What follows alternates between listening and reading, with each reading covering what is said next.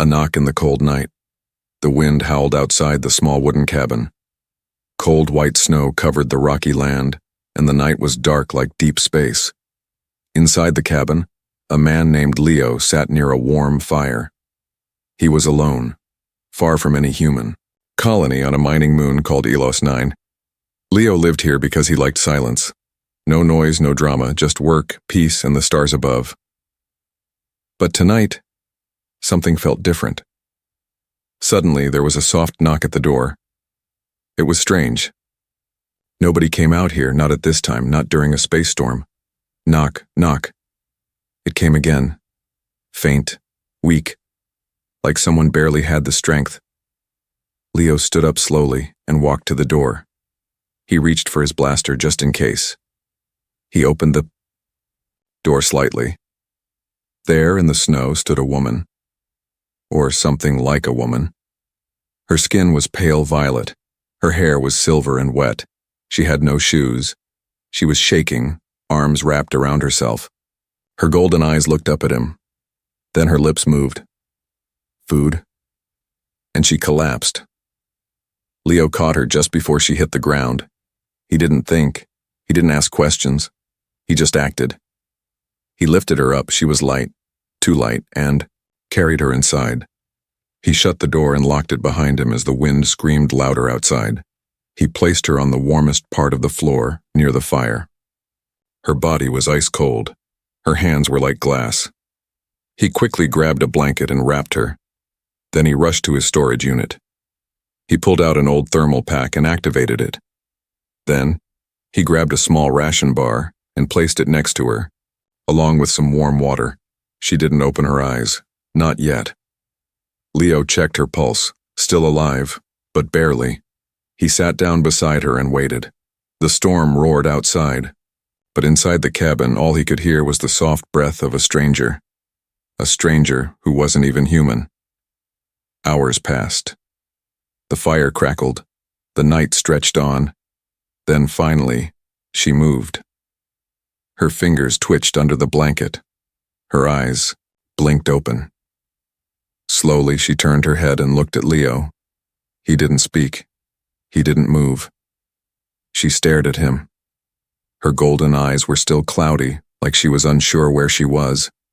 Then, her eyes darted to the ration bar. Her hand reached out and grabbed it. She began to eat fast, too fast. Easy, Leo said gently. Slow down. You'll get sick. She froze like a scared animal. Leo raised both hands. I'm not going to hurt you. She watched him for a moment, then slowly nodded and continued eating, but slower this time. She didn't say a word. But her eyes, they kept looking at him, studying him. After a while, Leo gave her another thermal wrap. She pulled it tightly around herself. She still didn't talk. What's your name? Leo asked quietly. No answer. He pointed to himself. Leo. She looked down, still silent. He didn't push. He stood up and walked to the kitchen unit. You can sleep there, he said, pointing to a small bed in the corner. It's warm. No one's going to hurt you here. She stared at him, confused. Leo walked away, gave her space. Later that night, Leo couldn't sleep. He lay in his bunk thinking about her. Who was she? Where had she come from? Why was she starving in the middle of nowhere? He knew one thing. For sure, she wasn't a local. There were no alien settlements on Elos 9. The mining moon had only human workers, and most had left during the last storm. So what was she doing here? And why did she look so broken? Leo looked toward the small bed. She was there, curled under the blanket, sleeping like a child. Her skin looked a little warmer now. Her breathing was calmer. He sighed. Maybe tomorrow she would speak. Maybe tomorrow he'd get answers. But for now, he was just glad she was alive. Outside, the snow kept falling. But inside, something had changed. Leo didn't know it yet. But this quiet, freezing night was the beginning of a story that would change both of their lives forever. Morning came slowly on the cold moon of Elos 9. The wind outside had calmed, but everything was still frozen. Snow covered the land like a white blanket. Inside the small wooden cabin, Leo boiled water for tea. The air was warmer now thanks to the fire still burning in the stone fireplace. He looked toward the bed in the corner. She was awake. The alien woman sat there silently, eyes wide open, wrapped in the blanket like a shield. Her silver hair fell messily over her shoulders. Her golden eyes, they were sharp now, alert. Not soft, not thankful, like a cornered animal watching the man who had fed it. Leo raised a hand in peace. "Good morning," he said simply. She didn't reply. Her eyes followed every movement he made. Leo poured hot water into a small tin cup. He placed it carefully on a stool not far from her bed. Then he slowly stepped back. She looked at the steam rising from the cup. Her hands were still shaky. After a few moments, she reached for it, sniffed it, then took a careful sip. Leo sat back down near the fire and picked up a broken tool from his table. He pretended to focus on fixing it, but his eyes kept drifting back to her. Finally, she spoke. Her voice was quiet, hoarse, but clear. "Why? Help me?" Leo looked up. "You were dying. I don't let people die on my doorstep." She frowned, confused. "No. Human. Gives without taking." Leo sighed. "Maybe I'm not like other humans." She stared at him for a long moment, then slowly sipped more of the tea. Her body still shook. Her eyes never stopped watching him. Hours passed. She didn't say much more, but Leo noticed little things. She sniffed everything before eating. She flinched at sudden sounds. She never turned her back on him. This wasn't just hunger or fear. This was trauma. Someone had hurt her. Someone had taught her to be afraid. By night, she was stronger. She stood up and walked slowly around the cabin. She touched the walls, looked at the tools. When she saw her reflection in the metal pan, she turned away quickly. Leo was chopping wood outside when she finally spoke again. "My name is Syrah." He looked up, surprised. "Nice to meet you, Syrah." She didn't smile. She simply looked at him, eyes narrowed. "Why are you here?" "Alone." Leo shrugged. "Peace. I used to work on big ships. Too much noise, too many liars. I came here to fix machines and enjoy quiet." Syrah studied him. "No mate?" Leo laughed softly. "No. No one wanted a quiet fixer with oil on his hands." She didn't laugh. Instead, she whispered, "I was sold. 3 times." Leo froze. The axe in his hand paused mid-swing. "They called me a gift. A bonus for a job well done," Syrah continued. "But no one wanted me to speak. Just to serve or decorate." Her voice cracked. "Last owner left me here, said I was too thin now." Leo walked over and set the axe down. "That's not right." Syrah's eyes were glassy. "It is normal, in my world." "Not here," Leo said firmly. "Not in my home." She looked up at him, unsure whether to believe. That night, Leo gave her a fresh set of clothes. Simple, warm, clean. She stared at them like they were made of gold. "Try them on," he said. She hesitated, then nodded. She walked to the other side of the room behind a cloth curtain he had quickly hung. When she stepped out, she looked different. Not just cleaner, not just warm. She looked more like a person. Leo smiled. "They fit." She nodded. "They're soft." Then, finally, she smiled. It was small, weak, almost invisible. But Leo saw it, and in that moment, he knew. This wasn't just some random alien woman he saved. This was someone broken, someone surviving. And something deep inside him whispered, she might be important. The next few days passed slowly inside the quiet cabin on Alos 9. Leo worked during the day, fixing tools, checking the generator, keeping the fire strong. Syrah stayed mostly silent, always watching. She spoke only when necessary, She still didn't laugh. She never relaxed fully, but she stayed, and that meant something. Each day she grew a little stronger. Her eyes didn't look so lost. Her hands didn't shake as much. And she started eating properly. Leo noticed it one morning when she didn't just nibble. She took full bites of the food he gave her. She looked surprised by herself, like her own hunger shocked her. She placed a hand on her stomach. It hurts less now. Leo smiled. That's what food does. Sira sat at the table, tracing a line in the wood with her clawed finger. I haven't felt full in years. Leo paused. What happened? Sira didn't speak for a while. Then, she began. I was born on a trade ship, she said softly. My mother died when I was small. My father sold metal parts when in secrets. Leo listened without interrupting. We stopped on many planets. Some were cold, some were cruel. One day, he traded me for fuel. Leo's chest tightened. He sold you? Sira nodded. Said I ate too much, said I was slowing him down. Her voice trembled. I was passed between ships, treated like decoration. Something to look at, not someone to feed. Leo clenched his fists. Sira continued. One captain locked me in a dark chamber. Only let me out when he had guests. I smiled. I danced, then went back in the dark. Her golden eyes glowed faintly. Last year, a pirate took me in. But I was too thin. He got tired of me and left me on this moon. With nothing. She touched her arm, remembering. I walked for 2 days before I saw your cabin. I almost didn't knock. I thought, better to die in snow than face another human. Leo's throat felt tight. I'm not like them. I see that now, she whispered. Silence filled the cabin for a moment. The fire crackled gently. Then Leo stood up, walked to the shelf, and pulled out a small ration crate. He set it in front of her. Eat as much as you want, every day. No price, no rules. Sira blinked. Why?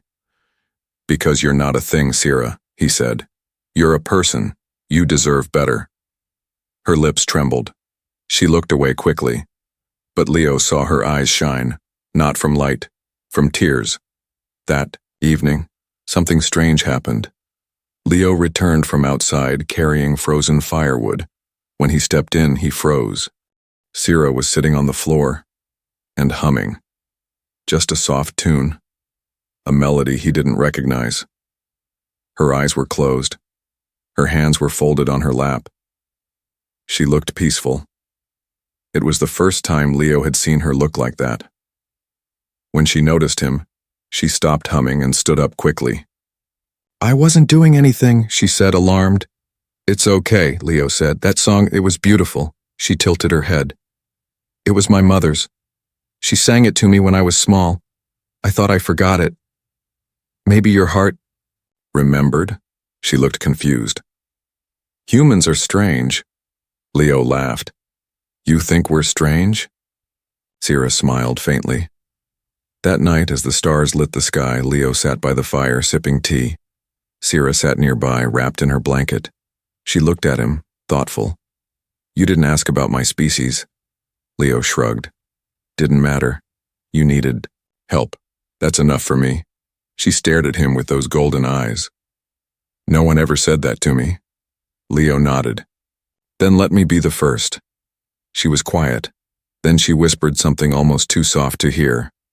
Thank you, Leo. Outside, the stars moved across the sky like slow dancers. Inside, for the first time in a long time, Sira wasn't hungry. And maybe, just maybe, she wasn't afraid either. The snow had stopped falling. For the first time in weeks, the sky above Elos 9 was clear. Pale blue light touched the horizon, and stars faded slowly into morning. Inside the cabin, Leo sat sharpening an old tool. Sira was fixing the torn edge of her blanket using a thread she had pulled from her sleeve. The two worked in quiet peace, like they had done this before, like they had known each other for years, not just days. Then, Something in the air changed. The ear. Peaceful silence was broken by a strange hum. Low, distant. Wrong. Leo's hands froze. Sierra dropped the blanket. Outside, something moved in the sky. A ship. Small. Black. Fast. Not friendly. Leo stood quickly and looked through a crack in the wooden. While the ship landed near the frozen ridge not far from his cabin, steam hissed from its engines. Two tall figures stepped out. They were armored. Their movements were sharp, cold, professional. Hunters. Leo turned to Sierra. You know them? Sierra's face turned pale. Yes. Are they looking for you? Yes. Leo's jaw clenched. We don't have much time. He rushed to the back of the cabin. Behind the food crates was a storage hatch that led to a crawl space, an old maintenance tunnel from when the cabin had power lines underground. He opened it. Get in. Sierra shook her head. You'll get in trouble. I don't care. Get in. She hesitated, then crawled inside. Leo closed the hatch and pushed a thick rug over it. The knocking came moments later. Hard. Loud. He opened the door slowly. Two tall men in gray armor stood outside. Their helmets were black glass, hiding. Their faces. The taller one spoke. We're looking for stolen property. Leo raised an eyebrow. You think I stole something out here? The other one stepped forward. Female. Non-human. Thin. Pale, violet skin. Have you seen her? Leo blinked slowly. No. They stared at him, then pushed past him into the cabin. They searched everything. Pulled. Opened drawers, kicked over crates, scanned walls with beeping handhelds. But they didn't find her. Because Leo never looked toward the rug. He never even glanced at it. One of them walked right over it. Twice. Finally, they gave up. If you see her, the tall one said, report immediately. She's dangerous. Worth a lot. Leo kept his face calm. Dangerous? She didn't look that big in your description. The hunter growled but said nothing. They left and climbed back into their ship. It rose into the sky and vanished behind the clouds. Leo waited 10 whole minutes, then lifted the rug and opened the hatch. Sierra crawled out shaking. Her eyes were wide.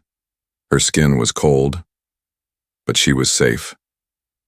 You lied for me, she whispered. I'd do it again, he said.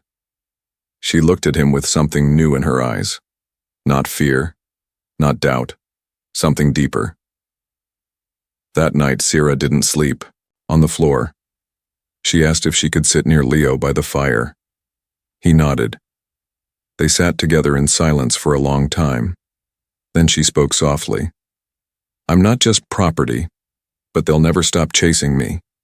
Leo looked at her. Then let them chase just means they'll never catch you. She gave a small smile. Leo, why are you like this? He shrugged. Maybe I'm just tired of the universe being cruel. She nodded. Then I'm glad I knocked on your door. He didn't reply, but he smiled, and in that quiet, snowy night, the human and the hunted sat side by side. No chains, no fear, just trust. The wind returned that night, stronger than before.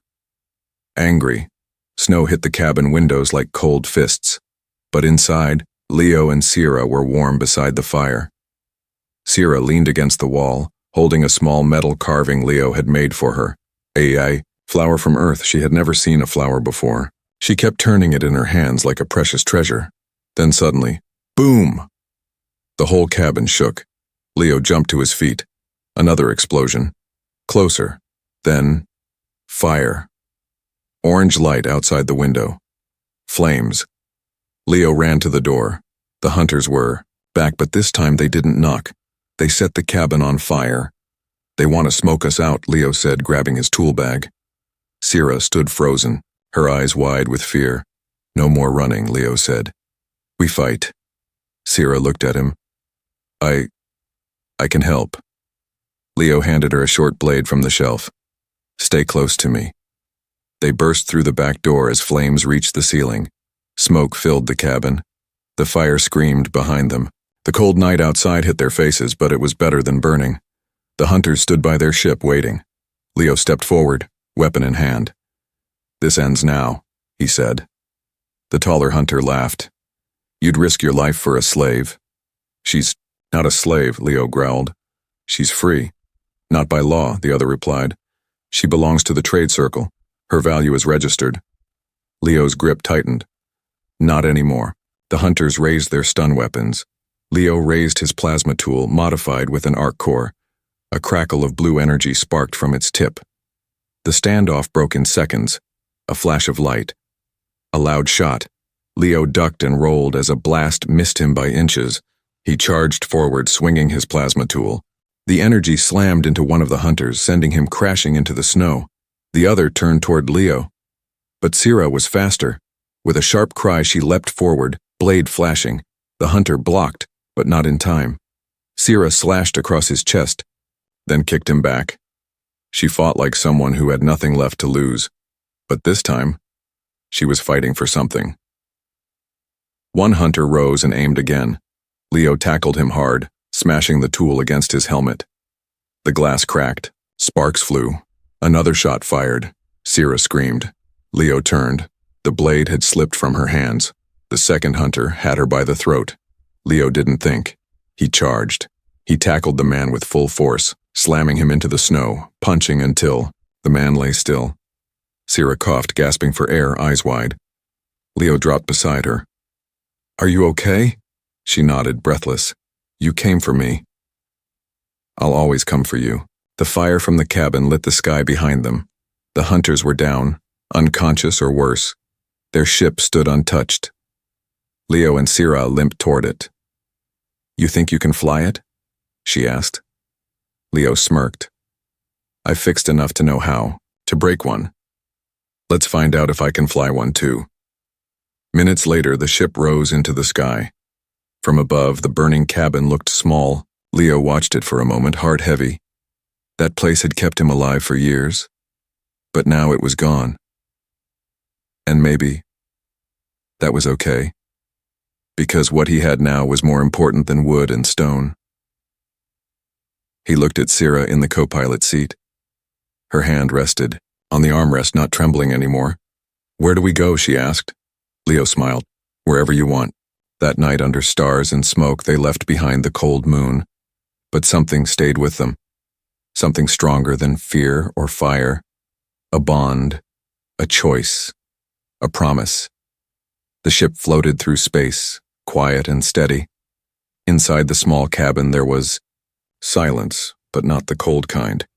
This silence was warm, peaceful, the kind that follows survival. Leo sat in the pilot seat, adjusting course. His hands moved with focus, but his eyes kept glancing to the side. To her. Sira lay on the small bench near the back. Her eyes were closed, her body covered in a clean, thermal blanket. A bruise marked her cheek. Dried blood stained her sleeve, but she was breathing. Alive. Safe. Leo stood and walked over. He sat beside her and gently placed a warm cloth on her forehead. She opened her eyes. "Are we in space?" she whispered. "Far away from Milos 9, Leo said. "Far away from them." Sira nodded slowly, then closed her eyes again. "You should have left me." Leo shook his head. "I would never." "Why?" "You know why." 3 days passed. Sira healed fast, but she still moved slowly. She spent time near the observation window, watching the stars, silent and thoughtful. Leo kept the ship running and cooked simple meals. One evening he brought her a bowl of soup and sat down across from her. "You ever seen Earth food?" he asked. She looked at the soup and shrugged. "I've seen humans eat it. Now you get to taste it." She took a spoonful, then another. Her face slowly relaxed. "It's warm." Leo chuckled. "That's what soup does." "No," she said, eyes meeting his. "You're warm." Later that night, Leo found her sitting near the ship's tiny storage room. She held the metal flower he had carved days ago. "This isn't just metal," she said. I know. I've never owned anything that was made for me. Leo sat beside her.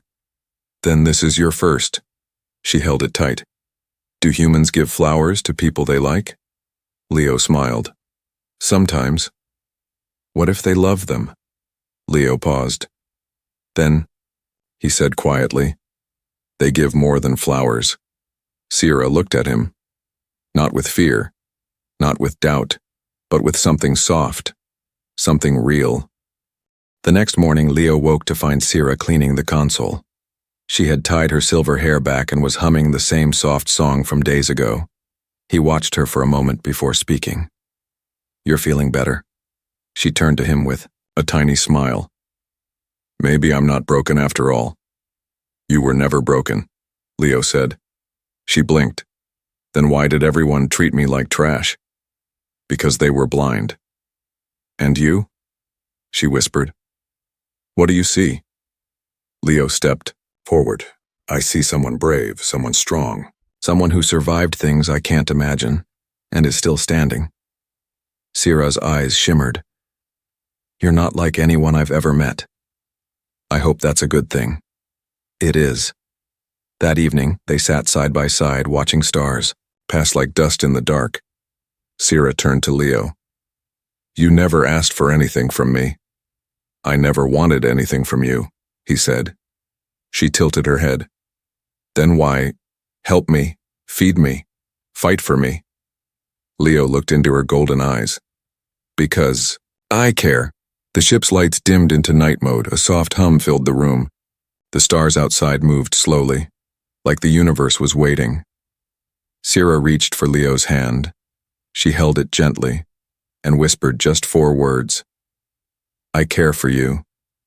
There were no loud confessions, no wild promises, just quiet truth, soft hands, warm smiles, and the beginning of something neither of them had ever known before.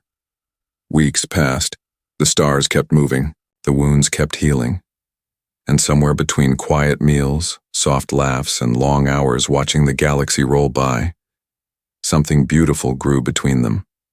Sierra wasn't afraid anymore. Leo didn't feel alone anymore. They had found something the universe rarely gave: peace. The ship landed on a green planet called Alvara 3. It wasn't crowded like Earth or cold like Alos 9. It had blue skies, soft grass, and cities that welcomed both humans and aliens. Here, no one chased Sierra. No one called her property. No one looked at her like she didn't belong. Leo rented a small cottage near a quiet hill. It had sunlight in the morning, a clear view of the stars at night, and 2 chairs on the porch. One for him, one for her.